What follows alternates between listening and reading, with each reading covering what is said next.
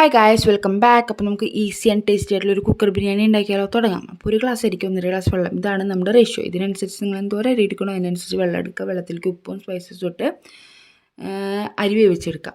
എന്നിട്ട് ഇഞ്ചി, വെളുത്തുള്ളി, പച്ചമുളക്, കുറച്ച് ഓയിലും കൂടി ഒഴിച്ചിട്ട് നന്നായിട്ട് അരച്ച് പേസ്റ്റാക്കി എടുക്കുക. ഈ പേസ്റ്റ് നമ്മുടെ സബോള, തക്കാളി,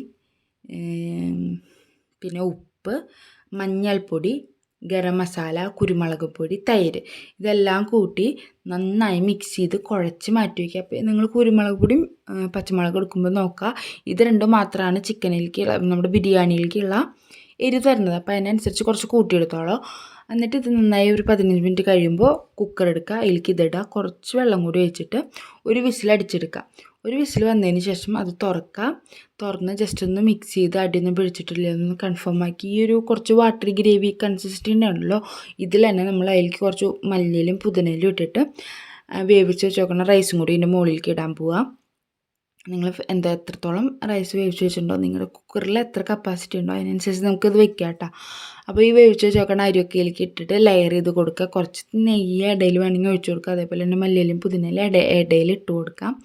ഞാൻ ഒരു കൈ കൊണ്ട് വീഡിയോ എടുക്കണ കാരണം കൊണ്ട് അതൊന്നും കാണിക്കേണ്ടിരുന്നത് കേട്ടോ.